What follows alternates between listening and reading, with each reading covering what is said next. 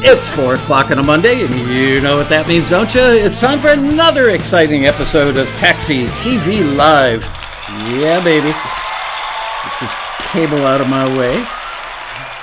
I am thrilled today, after a very long setup, to do this session with Todd Dunnigan and Michelle Lindley, who together are true swans. And they reached out to me, I guess, a couple of weeks before the rally. Could we teach a class? And I literally, I think, saw the email 4 days before where the schedule was already in print. And I felt bad that I didn't get back to you, or if I did, I got back to you late. And then they said, hey, could we do a Taxi TV? And I thought, perfect, because these guys get a lot of attention from their fellow members. They are getting a lot of placements. And before we get into everything, I hate to keep my guests waiting to talk, but let me just rattle off some of the things, some of the placements they've had, just to give you some perspective as we move forward. Some of their favorite placements are Law & Order SVU promo on the USA Network, Armor, which was a movie starring Sylvester Stallone, How I Caught My Killer on Hulu, Major League Baseball on the MLB channel, Athletes Unlimited Softball Studio on ESPN2, Quick Pitch on Major League Baseball, Williams Family Cabin on Magnolia Network, Married to Medicine, Peacock, Real Life MTV, Real Wild West, Curiosity. Boy, I can have a tough time pronouncing this one, but I'm going to try. Dobre Pravi, I'm going with, from the Czech Republic. Iron Resurrection on Discovery. I think I did just great on that one. Lila's on Hulu. Amazing Hotels on BBC. Sorry, I missed that one because I love hotels. Rangers Live on MLB Fox Sports. Fatal Attraction on TV One, and Payback on TV One. So, now you guys who are watching understand that they're very real. They get very cool placements. But, you know, Todd lives in Idaho and Michelle lives in Canada. Are you in Vancouver or thereabouts? No, I'm very far north from Vancouver. How far? About 12 hours driving. Whoa. Whoa. Okay, so you guys, like, by plane are many hours away from each other, right? Yes. Probably 4 or 5 hours away. And how did you, well, you know what? Before I get into the how did you meet, let's talk about how did you each individually get into doing music. So Michelle, let's start with you. How did you grow up in a musical household? What's the deal? I did, yeah. Actually, so my grandparents were very musical. My grandfather was the assistant conductor for the Philadelphia Orchestra. My grandmother was an opera singer and later in life opened a private music school, and she had students come from all over the world. Wow. My mom says that I grew up tone matching before I could talk. We would sit on the swing, my grandma and I, and she'd hit notes and I'd match them. Really? So always music was part of my life. Growing up, teenager, young adulthood, I kind of stepped back from it. I never recorded. I never did anything until I joined a singing app online. It was like an online karaoke thing. And I started doing that with my sister because she was in California. It was like a way for us to like spend time together. Cute. And we did promos. One was like a movie theater promo for the app that we were in. They would run contests and we would do stuff like that. But I never did anything serious until I started working with Todd. Okay. Todd, what's your story? Well, I was basically a farm boy from northern Idaho, and I was at the Western Idaho Fair when I was very young, and I saw my first rock band. And it was just like, oh, it was like the sky had parted and everything opened up. It was just like the volume and the energy, and the guys on stage looked so cool. I was just like, I think I pretty much knew from that moment on what I wanted to do. So started mowing lawns, saving up, buy a keyboard, and started gigging pretty regularly by the time I was 15. The next evolution of what was to start writing and recording. And so when I was like 23, myself and friend Steve Fulton, who you met a couple weeks ago. Love that guy. Yeah. So me and Steve were partners.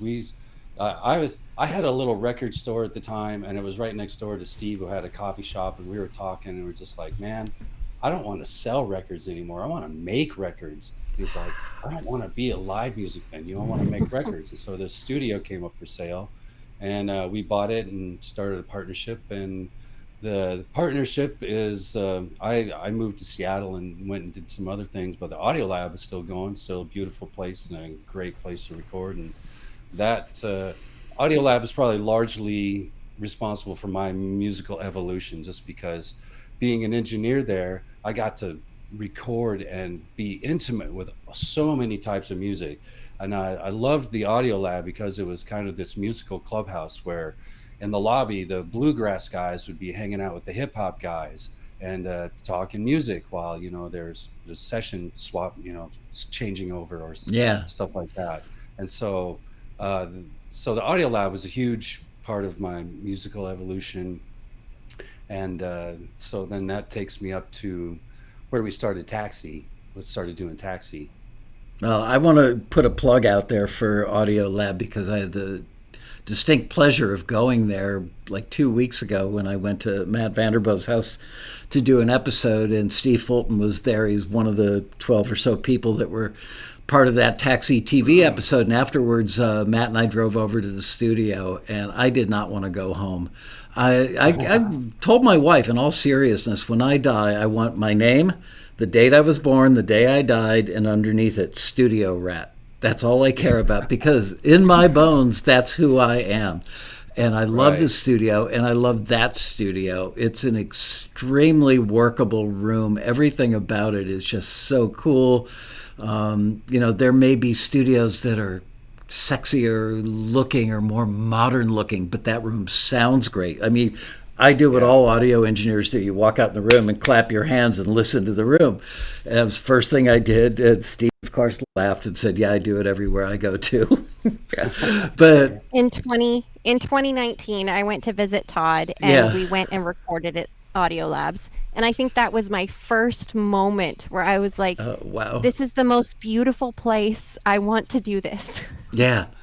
It's the studio is addictive, and I keep saying that if I ever get to retire, I've never worked in the digital domain. I was always like a 2-inch tape guy, SSL console kind of studio, but I really look forward to taking what I learned about audio and production and doing it on my laptop someday. Far away.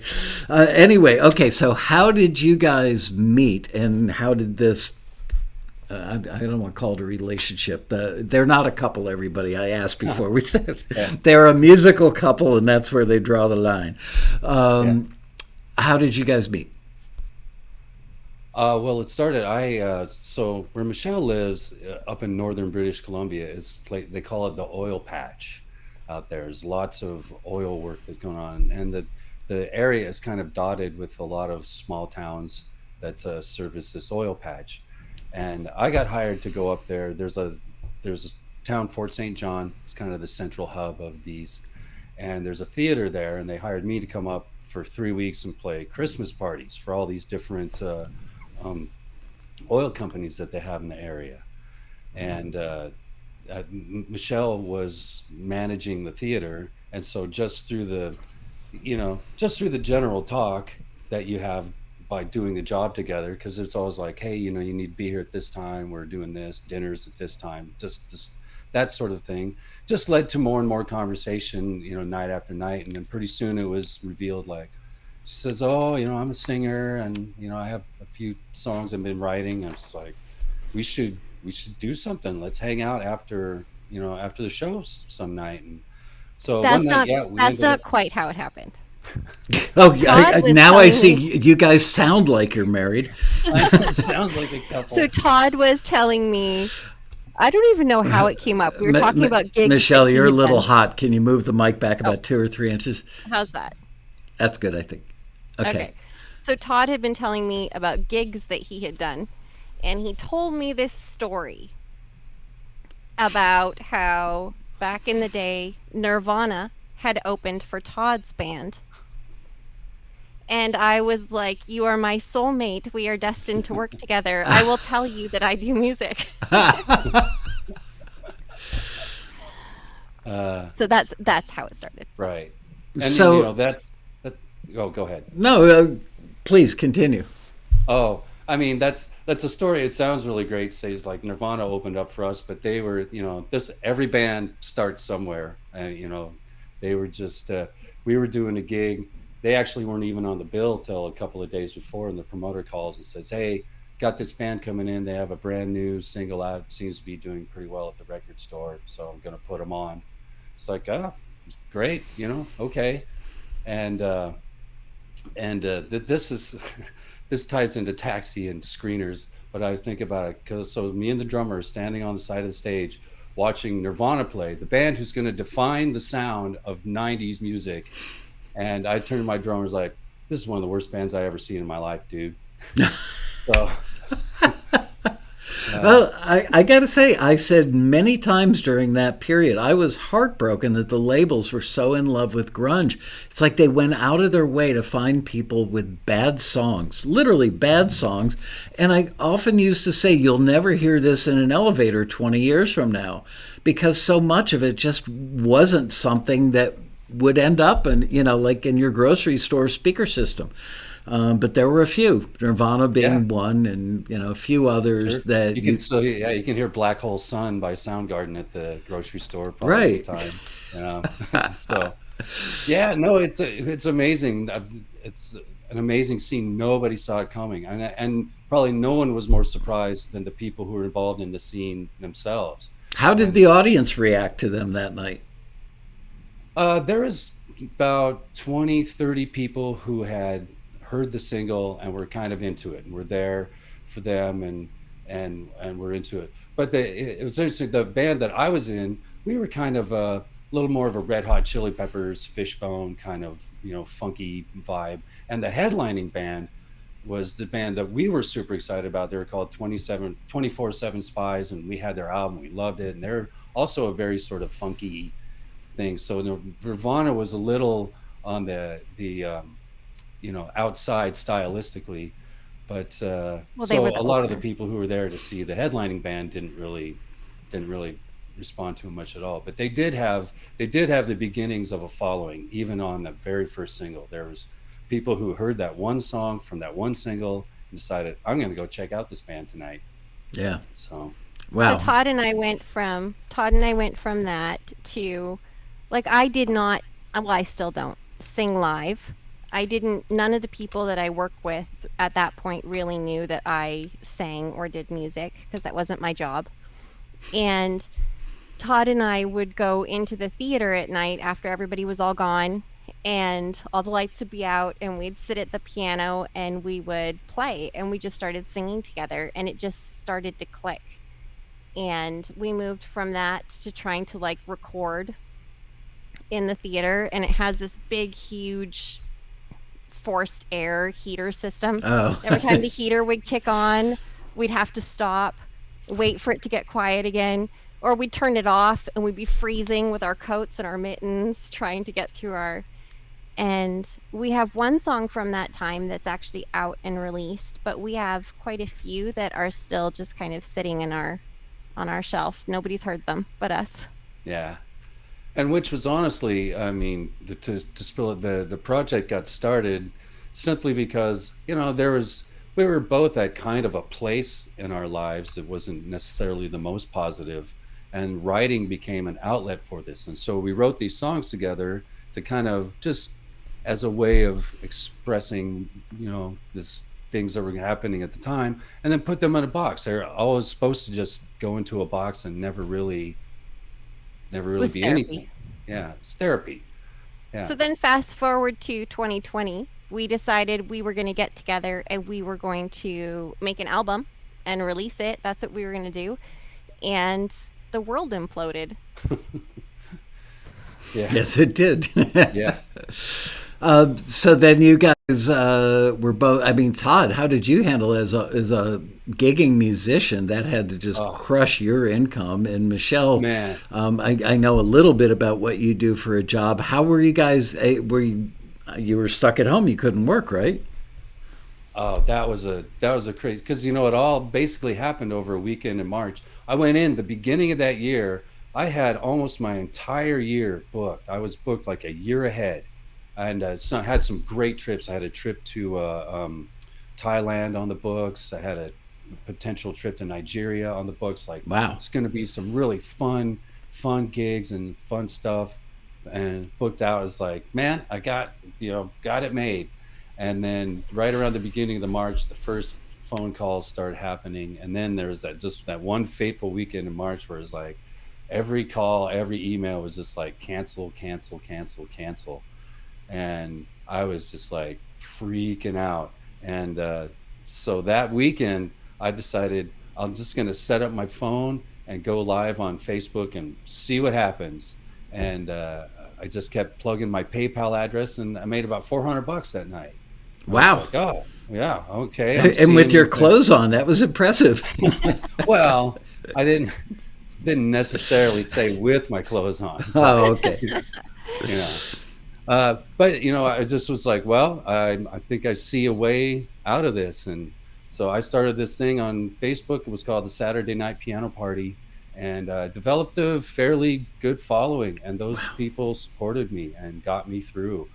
And And it there was also a bit of, you came out to Idaho, you went through Nampa. There's a little bit of the Wild West thing, and there was a bit of an attitude like, we ain't scared of no virus here in Idaho. We do things our own way here. We're not wearing no stupid masks. And it wasn't, I wasn't fond of it, but there still were people who were doing gigs as regular. And I would book one every now and again and just go in and kind of stay on the stage, not breathe a lot if I could help it. How do you sing and not kind of breathe a lot? Yeah, I would set my it kind of keyboard worked up, out. Oh, a good 6 feet back from the stage. So I was in the middle of the stage, away from dancers and things like that, and just managed to sort of limp through, just doing those things. But What were yeah, you it going to was say, Michelle? devastating. oh, I was just gonna say it actually turned out to be almost a blessing for Todd and I in disguise because his life slowed down. My life for a little while kind of went on hold, like I wasn't going into work or I was working from home. And so we had to switch from what we had originally planned, which was for me to go to Boise and us to do stuff at Audio Labs, to working online. And it really kind of began the evolution of initially, how do we make this work? How do we record? How do we create? And then Todd and Matt Vanderboe started hanging out more, and they were doing their group sessions on Zoom. So Okay. I'm an honorary member of the Boise crowd from that time. And we started really digging in. I don't remember, Todd, it was probably like it was around March, I think. Yeah, it was pretty much because, again, was looking for, what are potential sources of income. Fast And money. yeah, and then it's like, wow, they're still doing stuff on TV. In fact, there's probably more of a need for TV right now than ever, during that time. And I remember Steve Fulton had introduced me to Matt Vanderboe, and I remember Steve had said, when he introduced us, he told Matt, he's like, out of all the people I know in town, I think Todd is the one guy who could potentially replicate your success. And Wow. yeah, and I felt like, oh boy, that's like, Steve just gave me a lot to live up to. But the pandemic really spurred the taxi thing, because it's like, well, let's see if we can maybe start moving some, placing some songs that way. And you got a Uh, forward right away. so yeah, And you so guys, but got a forward of his own material, not anything that you guys did together? Yeah, no, Or initially it was his own stuff. And then he right, calls me and he's like, Michelle, I've been talking to Matt, and there's this thing, and there's this company called Taxi, and it's really easy. We should do it. yeah. really Well, easy. I Well, the like reason I it. said it was really easy, so I forwarded a couple of things. I went for some low hanging fruit, like some drone cues or something. And then I had this one, it was probably my eighth or ninth thing that I sent in. I got a forward. I got contacted by the library the next day, signed the paperwork. And then the middle of the next week, I had a check from them. It happened like that fast. I never heard of it happening that fast. Yeah, I mean, those are rare. really I mean, we hear about a few of those a year. Yeah, and they just had a need that was right then, and so it's considered as only my eighth or ninth try that I got. You know, it wasn't a lot of money, but it was some money. That was when I hit it. Michelle's like, "We got to do this. We got to dig in because it's easy, super easy." And I can probably hear all the people in the chat laughing right now because they know, right? They know what happened after that. Yeah, what happened? I'm dying over here. Well, we started writing together like crazy. Like, great, let's finish as much material as we can, and then it was just like return. It's like, I don't know what's going on. I feel like. And then, so then we really were like, what's wrong? Why is this not easy anymore? And we started really digging into all of the aspects of Taxi. Todd was on the forums tons. We were watching that Forwards blog. We were stalking that thing, and then we were like, watching this Taxi got TV. Forwarded. Why didn't ours? Yeah, and we Taxi were listening TV religiously. Every Monday. We were there, and so that was when it started to all sink. Really started to sink in, and all the things that and the keys to Taxi success were the things that made everything happen for us. And just which is why you guys wanted to do this episode. Well, you actually sent me a list of 4 keys, and we'll get into those in a minute. But Michelle, what was your reaction to doing stuff for film and TV? How long did it take you, watching Taxi TV or hanging out in the forums or whatever, to realize that it's it's still music, but it's a different animal within the same industry? Did you have to reorient yourself to think a different way or write a different way or whatever? So no, actually, because for me, I had never wanted to be a live artist. I never wanted to do gigs. I never wanted to go out of the house. So it kind of almost felt like a match made in heaven for me. I could write, I could create, I could stay at home. I'm in my studio, which I share with my daughter. It's her bedroom. Okay. And so it was this like magical thing. And then realizing I also like to learn, and I'm a bit of a geek. And Todd and I spent, I don't think it's exaggerating to say, hundreds of hours. Wow. Watching old Taxi TV episodes. Like we would get a return and it would say something, like not modern. And we would go back and we'd find all the episodes and we'd watch them and we'd be like, where are they talking about this, and what are they doing, and what aren't we doing? And it really was an awesome journey, though it did take a long time before we got another forward. So glad that you guys did that, because so many people don't. So many people join Taxi and think, this is what I do. Either you like me or you don't. But they might be 80% of the way to a forward, 80% of the way to a placement, and it's that 20% being more contemporary sounding or myriad other things that could be that last 5, 10, 20%, and they don't go the distance. So I'm so glad that you guys did, and look how it's working out. Oh, yeah. Just learning a little thing like, I remember it was an episode of Taxi TV when there's a music supervisor on there and was like quickly flipping through music, and it just like ding, ding, ding, ding, ding, short intro, get to the point. There's no time for the cool build up that we want to do, because they're not listening to music that way. And so, we really started from scratch. So like all of the things, the technical aspects of the stems and how to pull them out and how to sort them properly, and everything being the same length when you send it in and not having things. We were learning all of that at that time. Yeah. And lots of that came from Taxi. Right. And then it was super helpful that when we did maybe land with a library that's like, they could feel like they're dealing with a professional, because we weren't making some of these rookie mistakes. Well, let's talk about that for a minute, because that's another bone of contention I have with the musician verse at large, is that so many people believe that if I know my music is great, my friends and family and my fans, whoever, they all think my music is great. And in the old record industry, if your music was great, that carried you very far. In film and TV, it's not about great, it's about right. So how was it that, what was it inside of you guys that made you do all that work to realize that it takes much more than just pretty music? We're stubborn. And geeky. And I think we have really thick skin. And I think it helps that we're a pair. So when we would get a rejection, we would be cranky, for a little bit. Yeah. And then we'd process it. It would be all that, taxi screener 401. We're going to get them, But then you process it and you were like, move on. Yeah. And one of us would do it faster than the other and carry the other through. That's key. When we get that return, we would just say, okay, we're going to allow ourselves 15 minutes to sit here and complain and whine about how the screeners are unfair and blah, blah, blah. Then when we get out, we're going to go back, we're going to dig in, we're going to look at the listing, we're going to look at the feedback, we're going to listen, we're going to figure out what we did wrong. And we still do that, like even now. Like we're actually just celebrating year 5, renewing our membership this year. And we still do that. I mean, we just got a return a few weeks ago, and we had more than 15 minutes,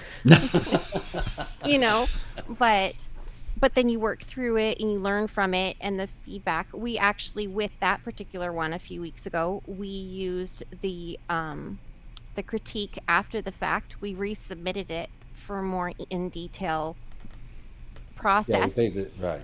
And we learned a lot. We took that on and we're like, oh, hey, you know what? Actually, this one line in the listing, we read everything but that one line, and we maybe should have paid more attention to that one. Right. It's amazing. We are right now training a new member of the staff with an incredible bio and education, and he's going to be the listing writer. And which is a really difficult job because it's art and it's science, but we have to make sure that we get everything in there and that we pry the information out of the library owners or the music soups or whoever, because a lot of times, industry briefs other than taxis are, find me something cool like this, and that's the brief. Or I need songs about penguins. Well, do you need fast songs or slow songs? Do you need happy songs, lonely songs, sad songs about penguin? What if the penguin got lost in the movie? Now you have a sad penguin, because we could run the listing if we didn't dig that information out, send them a bunch of cute little bouncy animalistic penguin songs. But, I forgot to tell you, this penguin got separated from his parents and ended up on an iceberg. It was never heard from again. So you need the right music for that. So I'm glad that you guys recognize that you really have to, it's filling an order. You go to a restaurant and you order, I'm trying to think of a dish right now, which is odd that I can't. But, you order salmon and you get a steak. Or better yet, you order a vegan meal and they bring you out a big T-bone, Right. Yeah, well, that could be the best T-bone in the world, but not what I need. Right. One of the biggest things I think is that if you take those returns and you really dissect them, and if it's not enough information, pay the extra $20 and get a more detailed dissection of your project. It really is, you say it, but it really is true. It's a university education in how to work in this industry. And if people think that taxi screeners are tough, they're nothing compared to the other clients. Right. Like when your library says, we want something, and then you deliver it and it's not what they want, sometimes they don't even say no. Or you'll get back a nope. Or that's not what I asked for. Yeah. Right. They're not there to coach you, where taxi is there to coach you if you want to be coached. Yeah, it's by the way, you mentioned asking for a further dissection. That's in taxi parlance, that's a custom critique. And frankly, every time somebody mentions it on an episode, I go, oh, crap. And right now I'm going to take a Post-it note and I'm going to write down promote customs. And then the Post-it note will end up in the garbage in a couple of days. But first of all, our screeners are not the enemy. Everybody has this misconception that the industry is trying to break your heart and keep you out. The industry is really hungry for good music and the right music. And our screeners have all been what you guys are. I don't think we've ever had a screener that, first of all, wasn't a musician, because you have to speak music.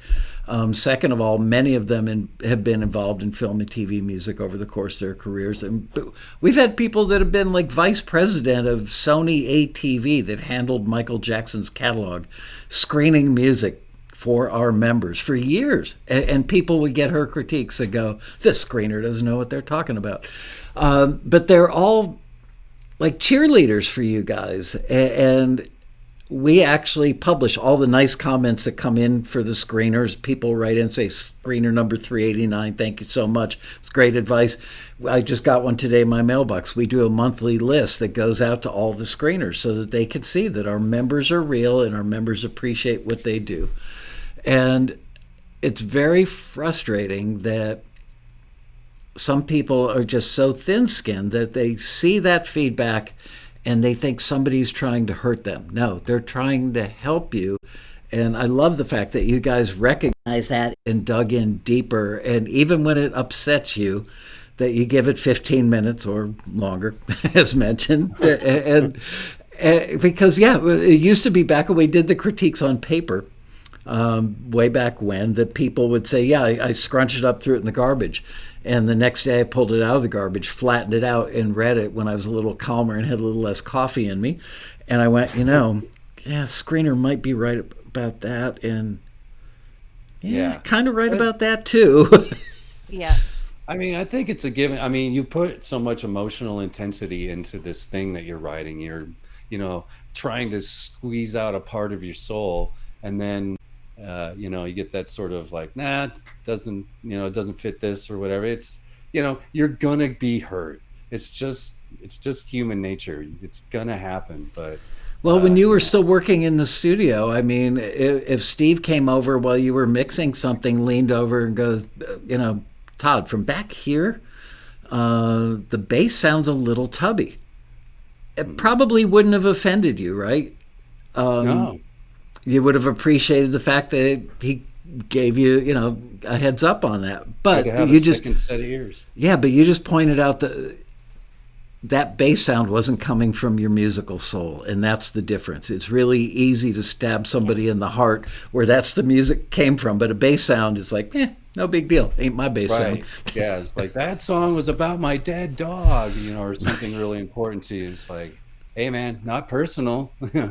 Right. I think that there's a lot to be said too for, well, I mean, like, you have to have thick skin to make it in the industry. I think you really do.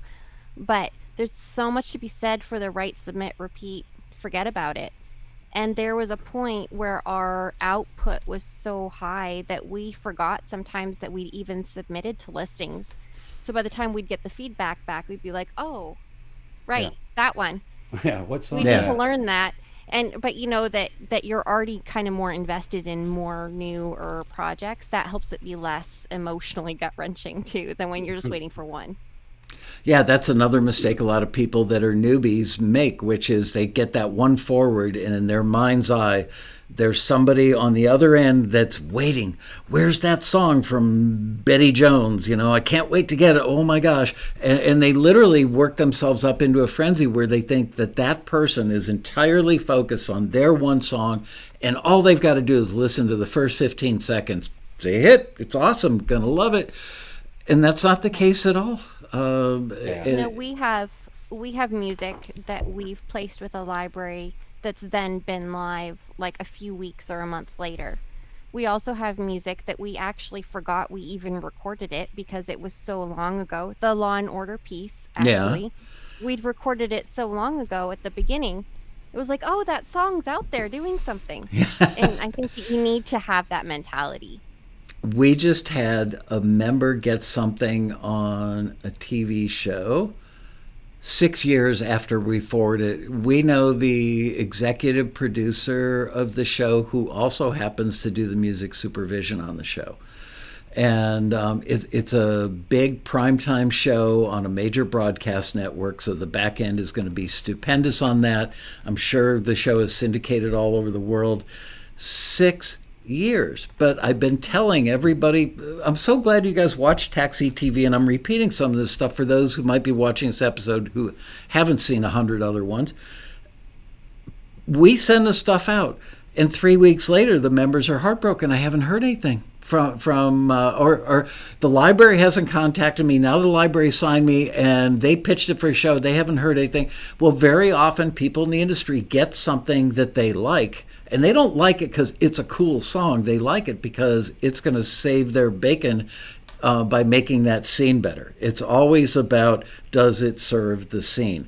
So sometimes they see something, go, it doesn't serve the scene as well as that other thing, but it's going to serve a scene for me someday. So I'm going to put it in a favorites folder on my desktop, and I'm going to tag it with R&B or whatever. And years later, they're working on a scene, and they go, I should go check out my favorites folder. And there it is, R&B from 6 years ago. And that's how stuff happens. But you're right. Write, submit, forget, and repeat. Because if you are Betty Jones, focused on that one person in your mind's eye sitting there waiting to get your piece of music, and it's going to be life-changing, you're going to be heartbroken every time. Yeah. And if you think about it, it's a little bit absurdly, almost narcissistic to think that it's like, oh, that screener 419 has it in for me. It's like, they don't know you. 419 doesn't think about you. No, they. Those 15 minutes, they have it in for you. Right. But after that, move on. I don't know if Matt Vanderboe ever told you, but we had an issue with one of our screeners who was a big deal on the record side of the industry that had transitioned over to film and TV very smartly because he saw that that's where the industry was going. And he had been critiquing screening stuff at Taxi for years and years. His critiques were great. Songwriter, producer guy, so he could give really good feedback. When it came to film and TV, he was still giving feedback like it was for records. And he would say things that would really upset them. I don't think we've ever had a single screener that upset so many members in a 1 year period. And so I actually bought Vanderboe a plane ticket and flew him down to LA. And I think I had Chuck Henry come. We had 2 or 3 or 4 members come and have dinner with us in the conference room at Taxi so that they could all meet the screener. And they got to determine whether or not we kept that screener, because we'd never had that many complaints, but we knew he was really good, had a really good heart. And it wasn't like he was getting stuff wrong, but he was saying the wrong thing in the wrong room, kind of. And he really appreciated the fact that those guys gave him that feedback. They really appreciated that we went to such trouble to save a screener's life, if you will, under the roof here at Taxi and make sure that the members be happy. So sometimes, communication is a big part of being a screener at Taxi. And you may have the greatest ears in the world, but if you communicate too little or in the wrong way, it's not helpful to the members. Can you think of any other things that you learned from the feedback that were like real eye-openers or earth-shaking? Like, wow, I never would have, could have gone 100 years and never thought about that. Thank God the screener mentioned it. I think at the beginning, for me, it really, because again, I don't perform live. Sometimes we would get feedback like, the vocals aren't believable, or I didn't feel enough emotion in the vocal. And I felt gutted when that would happen because it felt like I let our team down, but also it helped me kind of strengthen my chops on delivery and how I was performing for the tracks. And that was a big thing for me in the beginning, I think. I know another one was like, get that, pitchy. Pitchy was a word that would come out sometimes. And Michelle is definitely not, she sings very well on pitch. And I'll go through and I'll tune it up and everything. And then when it still came back, pitchy, it's like, maybe I don't know what that means. And then Robin Frederick was on a Taxi TV one time and explained that pitchy doesn't necessarily means it's off pitch. It can be a tone thing. It can be other things and not just, did you go into waves tune to get it dead in the center of the pitch? Because it can be there, but still, just because the tone, it doesn't blend.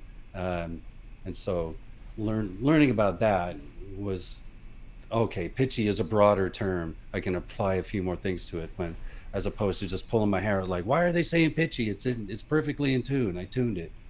That'd Obviously be another one. we got the dreaded line, not modern enough. Oh, Um, that everybody complains about, and that really caused us to dig in. Like Todd does our production, but I can't tell you how many hours of video and listening back and track comparisons the two of us did together at the wow. beginning, Yeah. especially to get that, like, well, what is modern? Yeah. What are they looking for? You guys have a better marriage than actual married people.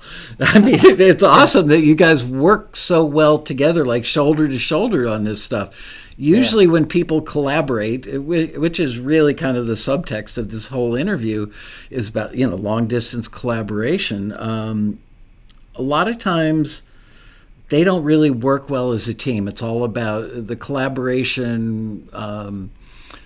Thrives on did I get you the vocal back in time? Did you get the mix done in time? Versus two people going, we need to level up our game and let's sit down as a team, shoulder to shoulder, virtually.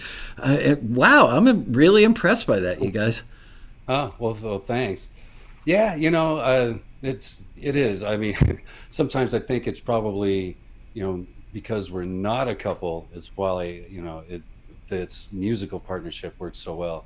But I recognize and I don't know, you've probably had artists that you work with or other people that you work with where you just recognize them immediately as like a musical soulmate or a production soulmate, or just someone who, you clicked with immediately, and it's like, oh man, I know exactly what to do to get the sound this guy wants. And then when you do that, the guy says, that is the exact sound I've been looking for my whole life. It's sometimes it just meshes like that. It takes And 10,000 hours to get to the point where it can mesh, Yeah. though. You have to Oh, have the Yeah. chops and the yeah, experience and that library of sounds in your head. And I will say, for the thousandth time, can't even say that word, many, many, many, many times in my life, I have thanked Neil Young. I was working on a record that, by the way, just came out, Countryside, Oceanside, or Oceanside, Countryside, came out on February 14th. I think 6 of the tracks that I engineered when I was 23 years old, when it was just Neil, myself, and my assistant in the studio. And Neil looked at me somewhere on the first or second day, and he goes, oh, man, you got to worry a lot less about those equalizers and compressors and stuff. When I finish a track and I look up at you through that glass, I either want to see you nodding like, yeah, you nailed it, or going, eh. He said, that's what it's all about. My music is about the vibe, capturing the moment, the essence of what I'm talking about. I don't give a damn about the equalizers. And that was a pivotal moment in my life and my career, because just like you guys getting feedback from a screener, it hits you like a frying pan in the face, and you realize he's completely right. If that guitar is not bright enough as I'm recording it, not going to make it a less good song, and I can always fix it later. So the fact that you guys not only listen to this feedback but go in search of really digging deep on it is really impressive. well, I think that I we was gonna can't say say. that- Oh, Sorry, there's a little delay, so you guys don't know when the other one's going to start. yeah, Go ahead. go ahead, Michelle. I was just gonna say, I don't think we can say enough how much we appreciate Matt Vanderbo and James Koshin and Greg Carosa, the people that like answered our questions. We're happy to not just like coach us, but we're friends with. And watching all of like every single online seminar during that 2020 period that you could be going to, sink or swim, like I was in all of those. Todd Wow. was in most of them. We were in the groups, we were in the forums, we were asking the questions, and you have to do that and learn. And you also have to be willing to listen when they're like, you're not ready. Yeah, That's got to be the toughest one of all, though. Because it's one thing to get feedback that's not so good on a song because that's not you, although it's an extension of you, and a lot of people take it very personally. But when they say you're not ready, that's like, you're trying out for the basketball team and you're not tall enough. That's a tough one to fix. Yeah. I have to say too, this is such a particular thrill for us because, years ago when we first started and we were watching Taxi TV, we were like, oh, someday we could be on Taxi TV. Well, I'm honored, but it ain't the Tonight Show, you guys. Well, it is in our world. Wow. To us, it was a big deal. And the people who are on it were a big deal. I mean, Dean Kripane and James Koshin and, Robin Frederick and Greg Carrozza. I mean, we were like thinking, you think when we go to the road rally, we could meet Greg Carrozza? Do you think that could be a thing that happens? That would be so cool because you guys are like rock stars to us. And then the most amazing thing was how everyone that we've met, it's turned out to be just the salt of the earth folks, man. The nicest people who will go out of your way to help you. And because they didn't need to help us, I like the way James Koshin says, it's like, I'm not better than you, I'm just further down the road. But, even if you're further down the road, you don't need to be looking back at what we're doing. And they did that for us. And there so many amazing relationships that we built like that. So Taxi as a culture is that. And I think that's something a lot of people don't know when they just kind of come and they join for a few months and then they leave. Right. Taxi's a family. And Taxi's like on the forums at the rally. I can't say enough about the rally. We'll get to that. But like it's a group of people that are all propelled in the same direction and want to succeed, but also want you to succeed. But you also have to put in the work. Yeah, that's the amazing thing to me as the owner of the company that I started the Road Rally largely because I was so disappointed when I got invited to be on panels at other people's music industry conventions, and they were so poorly moderated and so poorly organized as an event, and the people there were all about, check me out, I'm a rock god kind of vibe in the whole room, and I did a tour of like 6 cities around America where I would book a meeting room at a hotel and get like 6 to 10 taxi members from that city, whether it's Chicago or Houston or wherever, and just buy like sushi and pizza all weekend and just hang out with these guys. Like, what can we do better? What can we do more of? How can we help you better?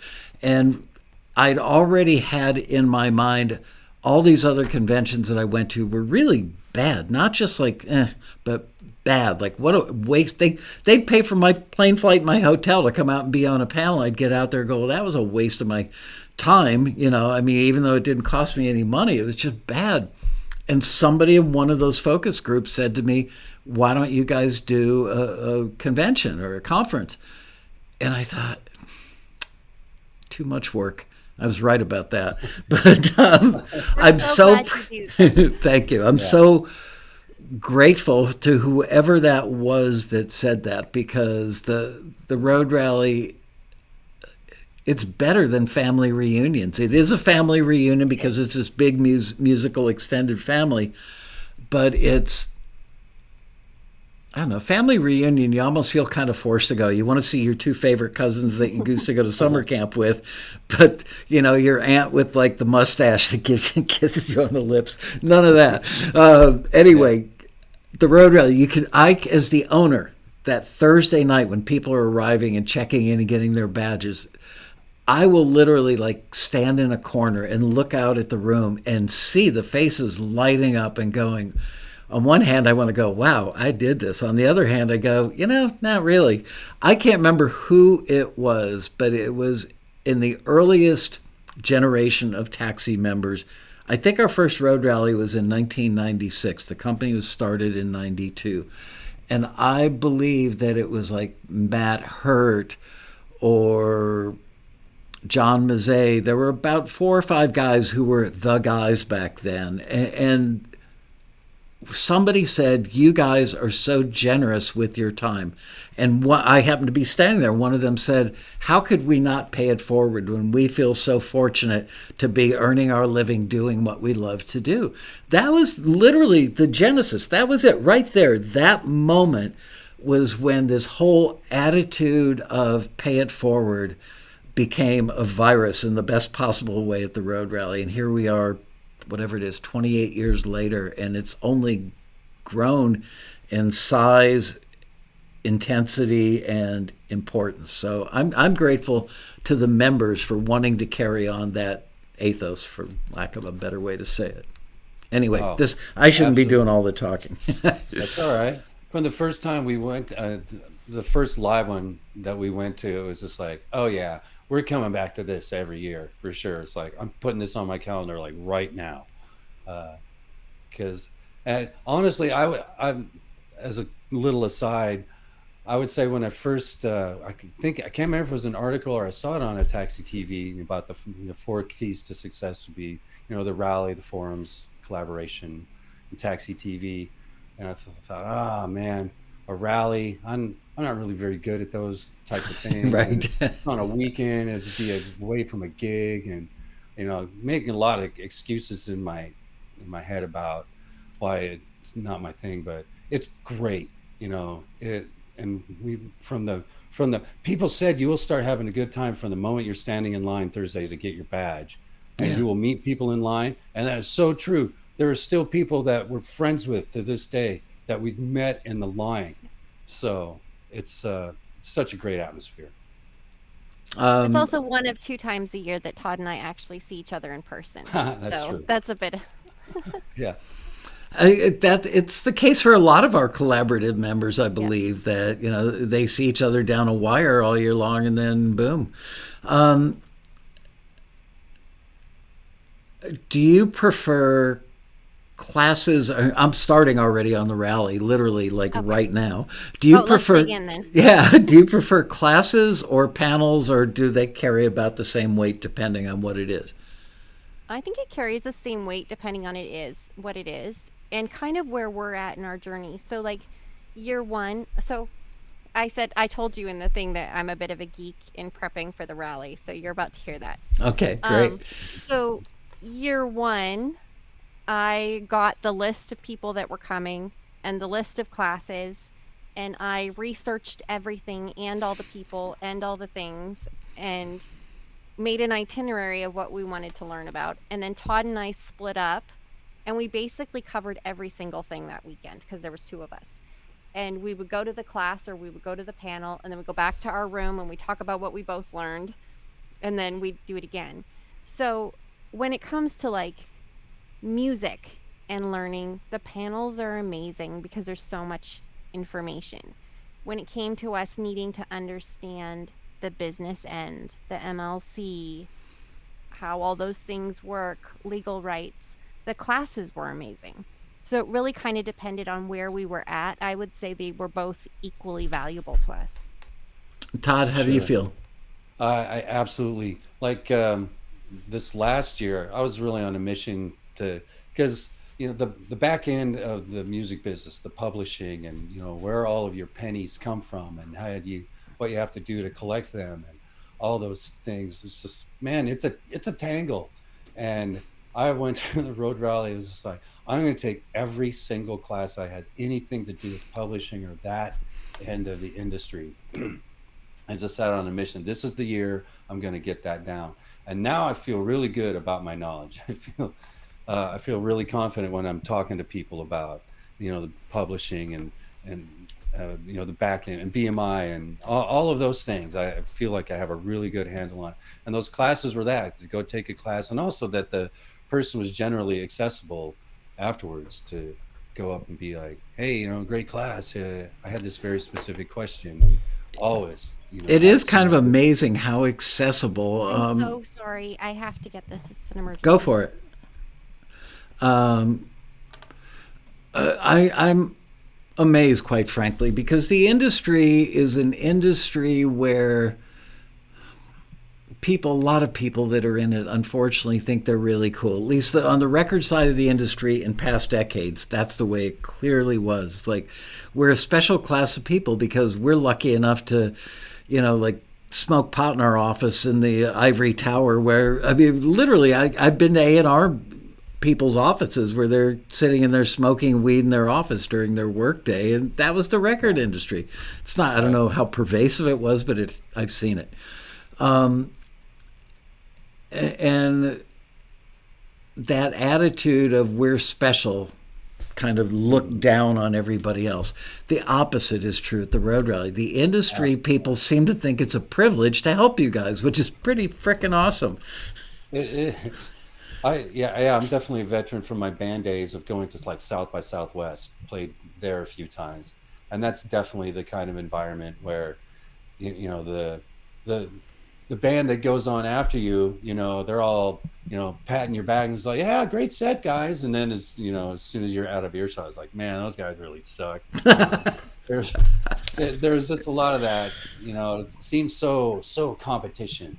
Like, oh, I see that band talking to that lawyer we were talking to. I wonder if that lawyer likes them better or whatever. But man, at Taxi, it is really just everyone is so supportive. And I know it's true because I honestly like feel it myself when some of our friends say it's like, hey, we got this major placement on this thing. I'm legitimately happy for them. It's like, that is so awesome, you guys. And I feel the same way back when we get stuff that people, it's not just, they're not just paying lip service, like, saying the thing you should say, great job. It's like, it feels legit. Do you guys, how do you break up the workload? I know that you produce the stuff, Todd, but do you guys have a set pattern? Like, these are the things I do as Michelle, and these are things I do as Todd? Generally speaking, yeah, our pattern is, we'll start from the listing, and so the way we work together is we use this thing in Cubase called VST Connect, which she can sing in her bedroom, and it sends her voice directly to my computer here in Boise. And there's also a video feed. And so when we work together, it's very much like we're in the same room working together, which is great. I'm surprised because we ask a lot of people if they use this sort of thing, and I'm surprised that most people don't. A lot of people just do the sort of, hey, mail me a track and I'll put something to right. it. I like it better when we're seriously collaborating, and we can say, oh yeah, go in that direction, or no, don't pursue that anymore. We write that way, but we kind of also divide tech and admin. So whenever possible, I try to do a lot of the admin and the social media aspect because we do that end of it. And Todd really digs in on the technical aspects of how it needs to sound and how it needs to be built. Right. And then there's crossover. Typically a listing goes live. We pick one out that we want to work on. Todd will develop a track while I'm at work in the morning. And then I'll come home and we'll either write to it together or we'll talk through what we want to do together. And I'll write in the evening when he's at work and we'll record the next day. Sometimes, depending on the project, though, that can speed up and we might do it all in one day. It really depends on what's needed. What are your favorite genres to work in? I think like dark, moody pop is one of my favorites. Like, I think if I were to have a number one favorite artist, I love Nick Cave. He's just like my absolute favorite. And I love some of these Ruel, Fleury are examples of singers who are pretty successful in that dark. Well, Billie Eilish is probably the top number one that kind of works in that vein. Love working in that vein. I think if you want to see me have a meltdown, you ask me to do a love song or a happy song. Yeah. Which ironically, our biggest placements are happy songs that well, Todd can tell you, I did a lot of yelling and protesting during your sessions. You don't seem like a yeller or a protester. You seem like you're very easygoing and sweet, not like rah, rah, rah. But I think that for me, my favorite to work in are when we do rock songs. I like that kind of angsty, kind of angry. We actually have a song that's placed in a movie that's coming out. We can't really talk about it much yet, but we recorded it, I don't know, 2 years ago, maybe. Yeah. And it's just kind of like angry, I don't like you. And I like doing that. It's fun. Yeah. Maybe it's like a counter to my normal personality. Yeah. She's surprisingly good at it, doing the rock thing. Interesting. Yeah. I would have never guessed that. I songs. would have thought you like a strummy love song singer-songwriter. Not so much, no. But I Yeah. also I like to look at it almost like voice acting. So I really enjoy doing character vocals. And one of the things that we've actually gotten quite a few compliments on is we do work in different genres and in different styles quite well. So when you say, what kind of music do you do? I always say anything except Mongolian throat singing, but I'm sure I could learn. Anything that pays the bills. That's my favorite genre. That's right. That's right. Yeah. We have one track where we had her drop down and do that metal growling, that kind of metal voice. She did it. I would love to see a Awesome. video of that. That would be stupendous. I mean, I'm sorry, it's probably going to sound sexist or something, but you're a girl. You don't look like. We have a song that's very kind of like Macy Gray style, where I do it all through my nose. So we do kind of like all over the board. It's really fun. And actually, Todd and I have just worked out the kinks. So very, very soon, you're going to be able to watch us do our sessions. We're going to start streaming some of them. So people will get to see me. That's angry pretty at the cool. microphone. I would like to see that. Do you ever do instrumental stuff, or is it all songs with lyrics? No, we do everything. Yeah, we do instrumentals too. A lot of times, and the way we treat our whole sort of catalog and stuff is this is our company, this is our music company, and so I may toss off an instrumental and send it off to a company and it gets signed, but I'll still put her name on it. We still just, everything that kind of comes into the company, we just split 50-50.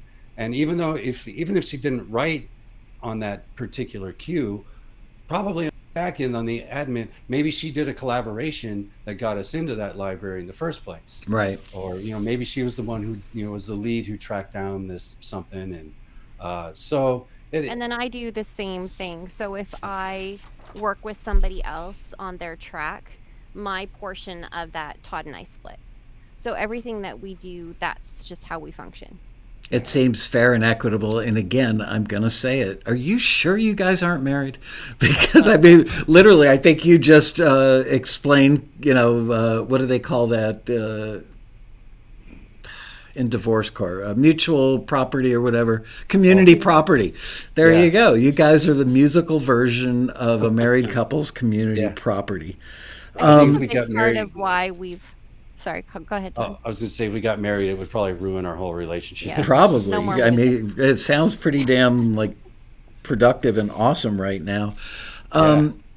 How long does it typically take you if you can, kind of assemble the hours that you would each work respectively on a song? How long does it take you to do a typical song, not something that's really challenging?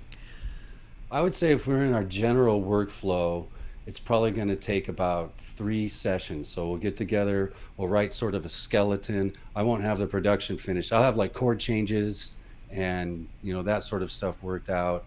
She'll have sort of a scratch melody. Well, there will be a second session to refine it, and then a third session to really, really refine it. So it'd be over the course of 3 days, and that's probably an hour or 2 in session together. And then for me, at least 3 to 4 to 5 hours, not together. Do you guys probably anywhere between 4 and 8, depending on the project? Okay, so call it a work day. I mean, at most it's a typical work day, so you're pretty fast, which is great because that's another problem that people who are either new to taxi or have thought about joining and then realized, oh, I saw Michael talk on a taxi TV or social media or somewhere where he said, don't build a catalog of 20 or 30 or 100 things and join taxi and pitch those things because the chances of them being right for the briefs pretty darn slim.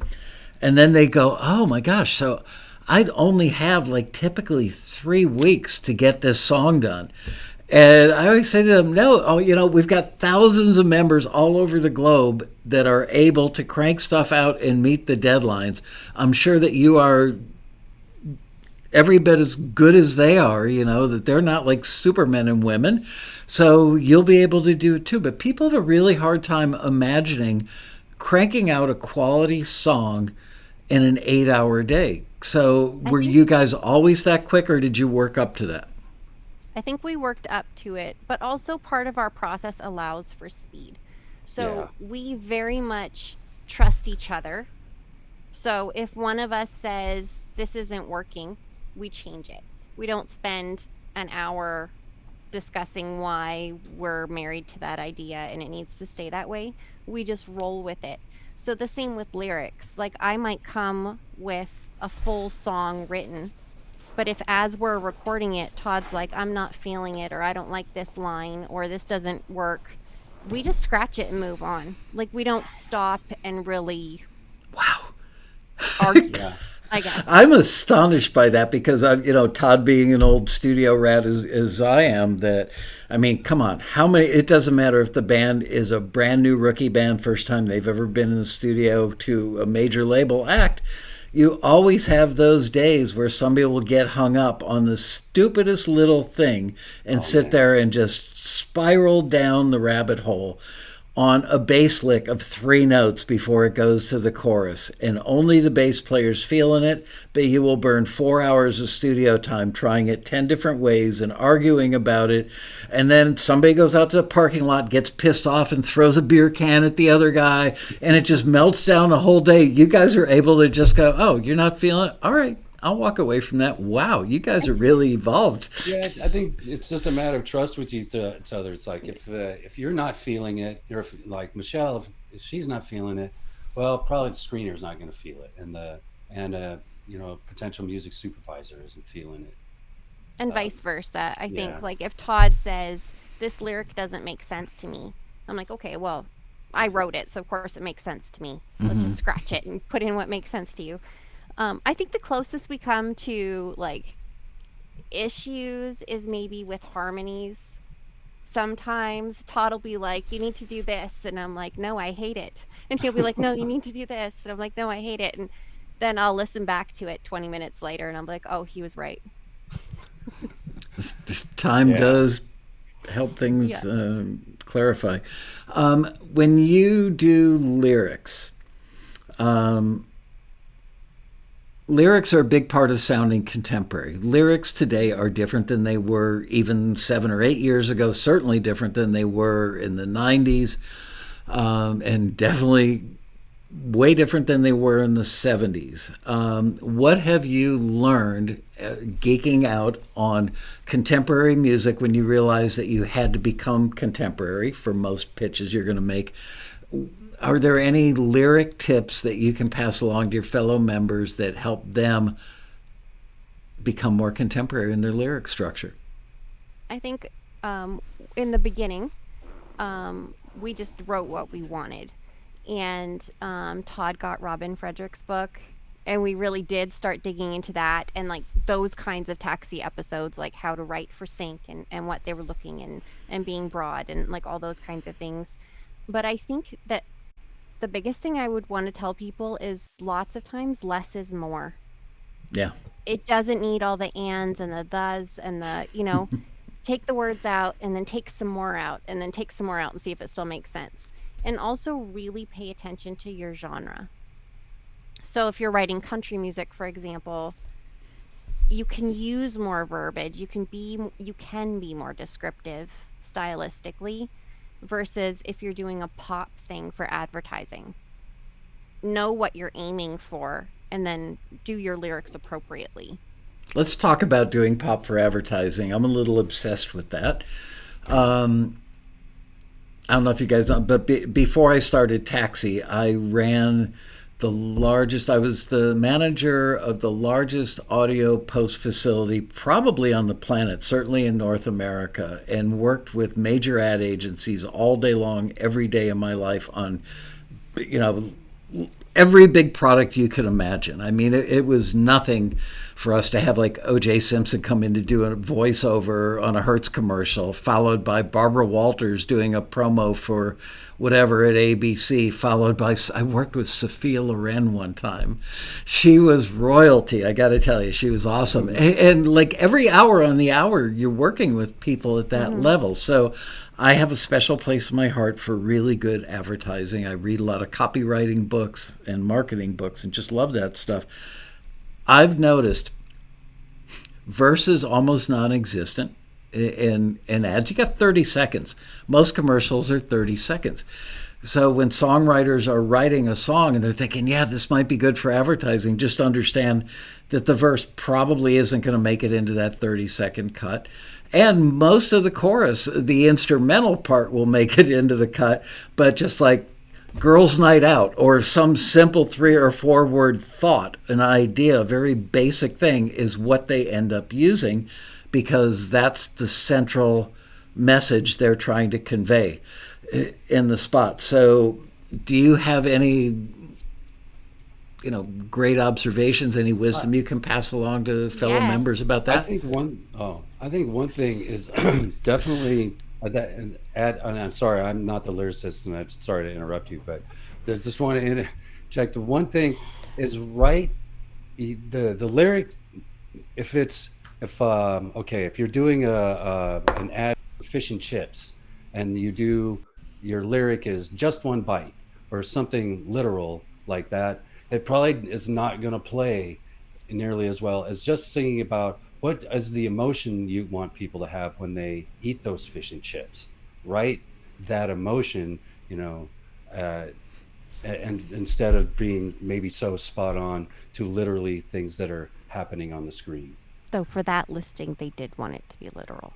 Well, no, I mean, I'm just saying.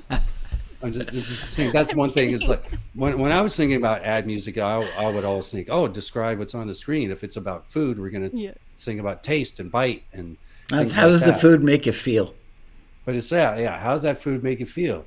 Yay, So it's funny how yay can be just like, okay, that's actually can work because that's how you want to feel when you bite into those French fries. Yay, that sort of thing.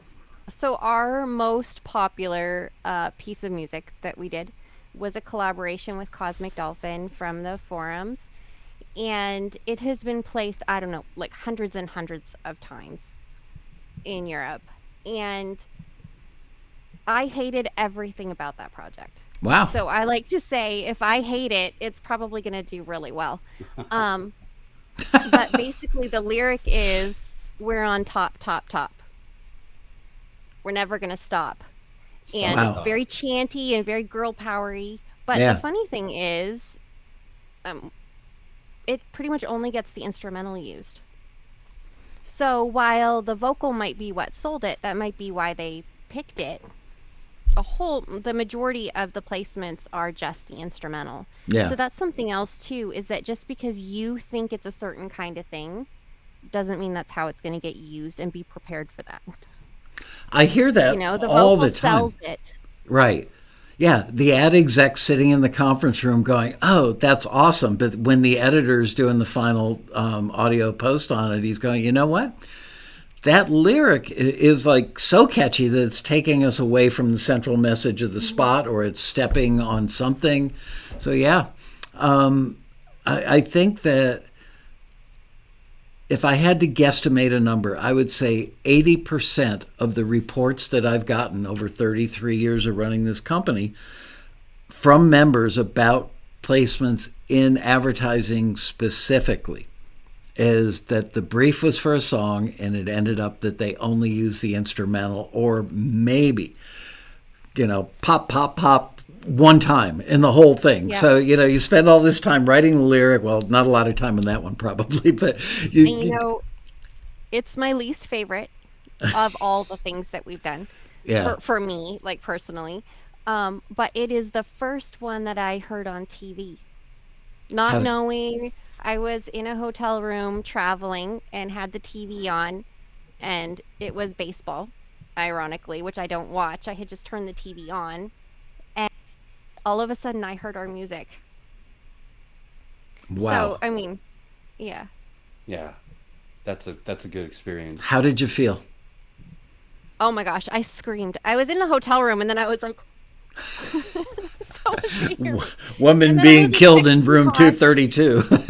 And I was so excited. I was texting Todd, and then I realized I should have recorded it, which I didn't. I was just texting Todd and texting Matt Vanderbo and texting Cosmic Dolphin and being like, oh my God. But it was a really great moment. The connection with Cosmic Dolphin is a pretty good story, and it ties into the forums. The Cosmic Dolphin, if you frequent the forums, you've probably come across Cosmic Dolphin. He comments a lot and gives these critiques, and I love him because I would see him. He just was no holds barred when he would give his critiques. It's like, you got to take that out. That stinks. That sounds horrible. We're like, we need that guy. Yeah, and so we had this song that we were in love with, and it kept getting returned, and there was it's just like little things about it, and we're just like, man, we cannot find the secret sauce in this song to seem to put it over the finish line. And then I thought, you know what, we should ask that Cosmic Dolphin guy, because he will tell us exactly what's wrong with it. He'll have no problem telling us what's wrong with it. So we just reached out to him, and that's how our relationship. And since then, we've collaborated on a number of songs, and he's become just pretty good friend and collaborator. I don't know that he's ever been a member of Taxi. Frankly, I think he has attempted to take us to task. If I could be confusing him with somebody else back in the day. So, Cosmic, if you're watching this, sorry. But I don't think he's ever been a member. He's never been to the Road Rally or anything. But you're right. He lives on the forum. And I've had 3 times where people have reached out and asked me to ban him from the forum. And I had to go spend time reading his stuff. And I'm going, the guy's being honest. He's not being malicious. There's a difference. You get hurt both ways. But one of them is by intent and one of them is not by intent. So I refused. And I actually lost a Taxi member, asked for a refund, and walked away from Taxi because I wouldn't remove him from the forum. It was probably around 2023, I think, was the last time I had to deal with that. So, no kidding. Because I always thought the same thing. I thought, man, he's harsh, but he's right. He's he's not just talking out his butt. Not going to be a good screener at Taxi, that's for sure. You got to be both. I think one of those, that situation goes back to how we took this process on. Like, it wasn't about people telling us that it was good. We wanted to seek out the people that told us what was wrong so we could fix it. Yeah. And I think that his kind of tough love approach, and there was other people too, out there that did that for us too. And I think that helped propel us so much faster. Yeah. I think your attitude is amazing, you guys. The fact that you want tough love. Most people just, they want to be validated. As a matter of fact, I've got a quote that I actually printed out and taped it to my office door. It's the only quote on there. It's the only thing on the door. And I put it on the refrigerator in the kitchen here at the Taxi office. It's from Taxi member Andrew Jordan. Oh, no, I can't remember it. Hold on. I'll be back in 15 seconds. I was going to say, I think Andrew Jordan, we know him. Yes. While Michael's away, can I give away Cosmic Dolphin's secret? Make that 7 seconds. Okay, and the quote is, I forgot it. I ran and looked at it so fast I forgot it on the way back. Validation and criticism. Cherish criticism over validation. something to that effect. I got one of those. The validation and criticism are definitely in there, and I saw that. I interviewed him for a passenger profile probably 7 or 8 or 9 years ago, and as I was cleaning up the edit on that, I saw that and I went, wow, that might be the best thing I've heard come out of a taxi member's mouth ever.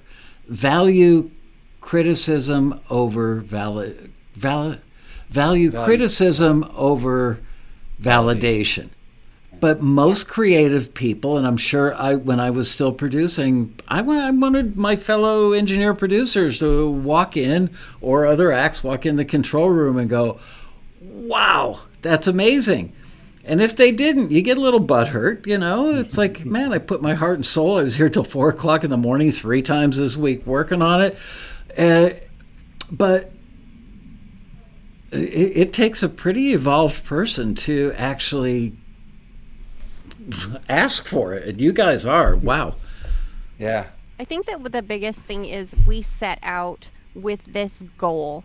So I don't remember if it was Matt that told us or somebody at the beginning, you don't make money for 5 years. Right. So go into it thinking you're not going to make money for 5 years. And Todd and I went into it thinking, how can we cut that in half? What do we have to do to cut that in half? And, year 1, we made money, not very much money. Year 2, we made money, again, not very much money.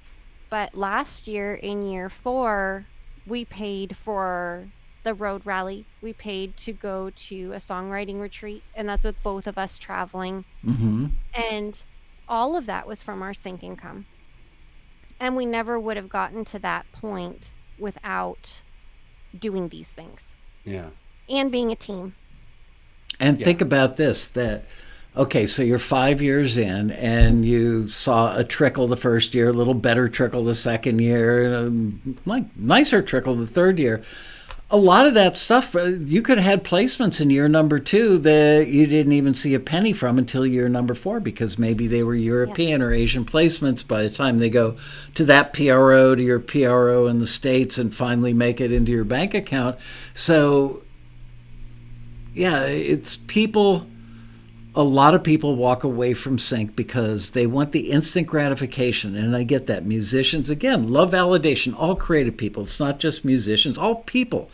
We all want to get an attaboy. We all want to get an A on a test. Well, some of us didn't. But we all want somebody to say, you did good.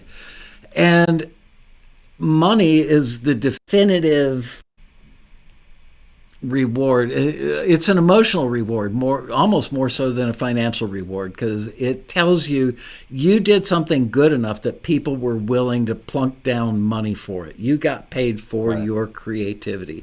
That's really something special. But because there is such a time lag of learning about the musical aspects of it, learning about the business aspects of it, waiting for the PROs to send your money around the world before it gets to your account. Somebody didn't fill out a track sheet right or a cue sheet right. An intern on a show left you off. Now you got to go back to your PRO and say, look, here's a file with our music in that thing. Can we get paid? All these things are the things that most people don't know about, and because they're unknowledgeable, they think the industry sucks and the people are trying to keep them out, and how does anybody want to do sync? So again, you guys are freaks. You guys, I can't believe that you want to know this stuff.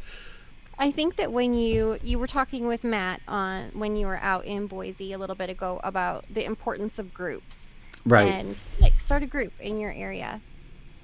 And I think that there is so much to that. So Todd and I are kind of like our own mini group, right? But out from that, we have our own inner circle, and then out from that's a bigger circle. And we keep each other motivated. We keep each other on track. We text each other when we have exciting things. And I think that that's invaluable. And I think it's a big part of the taxi ethos. Yeah, I don't think I would have been nearly as motivated without Matt's, being a part of Matt's group. Yeah. To get started. Great group. I loved hanging out with those guys. Every one of them was nicer than the next. Right. And you have Yeah. somebody to be like, you can do it. Even if Right. it's your 30th return, you can do it. Yeah, and also it's really inspiring to see when your other guys in the group. Oh, hey, look at that guy got a really hot placement. You know, this is someone from our group that got that. That means if I follow suit, that I might be the next one to get a really great placement. God, I should.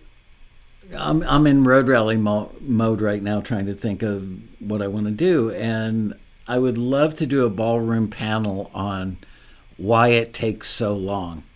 But you know what? Sadly, most of the people that need to hear it would be hanging out in the at the lobby bar, handing their music to somebody, thinking, "Well, I'm just going to take this shortcut." I saw that guy in a panel an hour ago, so now I'm just going to walk up and say, "Man, I've got some great music you ought to hear." But if they understood what you guys have learned and figured out maybe a little sooner than some people, and had a definitely more evolved attitude about it than a lot of people, I think. So hats off to you for that. But it gets frustrating on our end. We try so hard, as you know, to educate people about all this stuff and make it a fun education, not like, okay, this week read a chapter and come back and regurgitate this crap next week. We do it in a way that's like hanging out with friends, passing along good info, because that's who we are. It's not like we had some evil plan to do that, but we found that it worked. And it's so frustrating and heartbreaking on our end that some people like you guys are going up the ladder of success because you did all the stuff that we've recommended, and that other people don't. It's like every single taxi member can have some modicum of success, whatever that is for them. It might be getting 3 or 4 placements a year so they can feel really good having their family in their family in the family room going, look, there's my music in that TV commercial. Some people, it's like, I hate my job, I hate my boss, I want to do music for a living, and now I've crossed that 6-figure line and I can. But any suggestions from you guys to me on what we can do better to get people to listen to what we're putting out there? Wow, that yeah, I don't know. They that's say you that's can lead a horse to water, but you can't make them that's drink. And I think yeah. to some point, when you're dealing with artists, you tend to deal with a more sensitive personality that already is kind of not inclined to take on that tough love. And Yeah. I think some people will be like Matt Vanderbo, or Greg. Greg had lots of returns. James, where they'll take that on and they'll be like, I'll persevere. And then there's others who won't. I feel like one of the pieces of advice I would give people is make friends and also listen. And I think if people were to do that, they would excel faster. And I would add on to that. Before I even met Michelle, I had sat down and I had, I don't know, maybe 100 pieces of music or so that I had collected, and I was like, I'm really going to put my nose to the grindstone. I got this book of all these different libraries and agents and people who are looking for music. I'm going to make this my job. I'm going to get up every morning. I'm going to shotgun stuff out and cold call and do all this stuff by myself. And I landed like a couple of things on an MTV show doing it that way, but it was eventually I gave up, and I can say without Taxi, without the groups, and without a partner, I already know what the result was going to be. The result was going to be what had happened before. I went at it by myself for a little while, worked really hard at it, and then just gave up. But the groups and the accountability to a partner and Taxi, I mean, like everything every placement we have, every relationship we have, well, 99% of the relationships we have, you can draw a line, from Taxi to that relationship, from Taxi to that library, from Taxi to this bit of knowledge. It's I when I wrote the email, Todd and I we were talking about titles, and he's like, it needs to be a good title because we do titles, and excuse me, we came up with the 4 keys to the 4 keys to taxi success, a love story. And you asked me, what does that mean? That Right. doesn't mean anything to people. But Todd and I are in love and we are fans with our taxi family and everything that you guys provide. And that's a big part of why we wanted to come and talk to people, is because through taxi and through collaboration, we are, I mean, it sounds corny to say, but we're accomplishing our dreams. Wow. And Yeah, other people can legit. too, you know? The tools are there and you provide them and you put them in such an accessible way, and most of them are free. And to us, it's been invaluable. Todd and I are both accomplishing things that we never thought would be possible. Man, you're gonna make me get teary-eyed. I mean, you could honestly, you could pay me not. There's no higher compliment you could pay to me, the staff, or this company than saying what you just said, because we take it so seriously and strive so hard to just be quality at every turn and be ethical and always do the right thing. We've honestly, I can tell you, in 33 years of being here, we've never told a white lie. We've never fudged. We've never taken a shortcut. We always do the right thing. So it gets very heartbreaking, and heartbreaking is the only word I'd come up with when you put all this effort in, and there's still people all over the world, all over the internet. Oh, taxi's a scam. There's a guy that's got a YouTube channel that I have respect for, a sync-oriented YouTube channel. He's been doing it for several years. And he has done several of his videos about so-called cattle call companies. He's never mentioned taxi by name, but he strongly infers it. Anybody that's aware of us would go, oh, I think he's talking about taxi. And the irony is, he talks about, where it's pay for play. Well, he doesn't really understand the definition of pay for play, number one. But now his company, for the last several years, you pay to be on a video like this with a couple of library owners who will hear your music, which under California law, by the way, is breaking a law. There is an actual statute that doesn't allow you to charge people for certain types of information in the entertainment industry. And turns out, I found out the hard way years ago in a lawsuit that we were not guilty of anything, but it took 5 years out of my life and cost like a house worth of money. Literally, I could have paid cash for a house with what I had to spend on lawyers.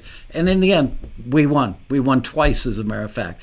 But this guy's actually breaking that law, and he's out there bad-mouthing taxi, and people think he's cool.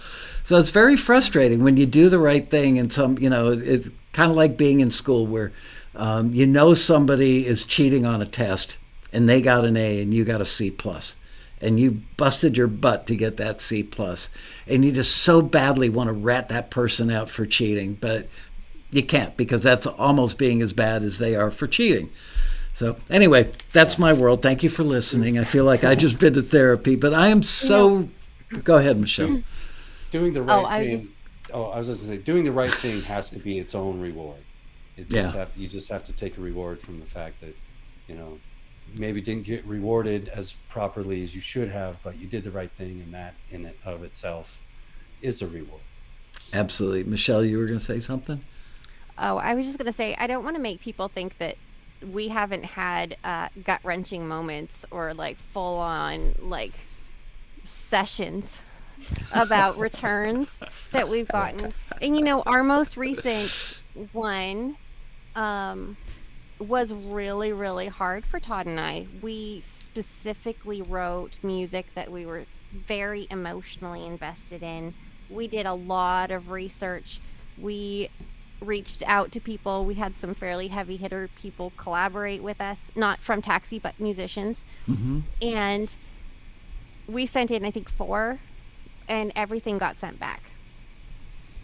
And we had not just a couple days, it was a lot of anger issues, and we reached out to people, and ultimately we decided to submit for the custom critique. Yeah. And what we got back was so incredibly helpful. And we were able to then be like, oh, actually. And Well, and then those moments are real. Craig actually took time out of his to correspond with us for no extra, just Right. Just for the audience, that's our head screener at Yeah. Taxi. Yeah, yeah. And so he was super cool, in addition. And so that one was an interesting thing because remember the person who, what we found out was the person who, okay, this was a label artist listing, and we never respond to label or artist listing. And, I can already tell what happened with that. Somebody from the label or the publisher was actually screening it. Yeah. So how do you argue with that? And yeah. Well, and in the end, that was actually good information to have, because once we had that information, because initially, the feeling we had was like, they don't know what they're talking about. Yeah, I don't know if Taxi got this right. I don't know, maybe they didn't understand this style of music, and is it Taxi that's standing in our way from getting heard by this label? But once we found out, it was like the label themselves screened it. It's like, oh, well, then Taxi gave us exactly what we were hoping for, was an audience with that label, and it didn't work out. It happens. If I had to do a shoot from the hip guess, maybe 10 or 15% of our listings, we have situations like most of our country stuff is now screened by people with gold and platinum records on their wall that work on Music Row every day, that have been around the industry for 20, 30, maybe even 40 years. And their ears are getting on your music. And people might go, well, why would they do that? And they imagine that everybody in the music industry is riding around in a Rolls Royce and living in a mansion somewhere. No, the scrappy publishers, indie publishers that have 6 number ones under their belt and 20 top 10s and whatever, they live a normal life and live in a normal neighborhood like the rest of us. And they hit weak periods. They could have a half a year where, the previous year, they didn't get any big cuts or any big hits. And so they're just looking for a little extra income. So, and they get trained just like it's got to be intimidating for Craig, who does the training of the screeners, that he's training somebody that's had 6 number ones and 20 top 10s and whatever. But we don't teach them about country music. We just teach them about the tone we like our members spoken to. And things like that. But we have an agreement with these people that after they go through the training, if we think that they would be good communicators with our members, that if they hit a time period where they don't have income, work, whatever, if they've got the wherewithal to screen, they can just raise their hand and say, I can cover that. And we let them, and it's worked out really well. So, you guys get heard by people. If you're submitting to country, there's a pretty good chance you're being heard by publishers on Music Row that everybody in Nashville knows. I think that it was such a really, in retrospect, great experience, because not only did they screen, but they also did the custom critique. Great. So it was a wonderful learning experience for us, and reinforced the quality of people that you bring into Taxi. But also, that's our end client. And we just got to learn for $25 or $40, I guess, if we did all the things, right? With the submissions and the custom critique.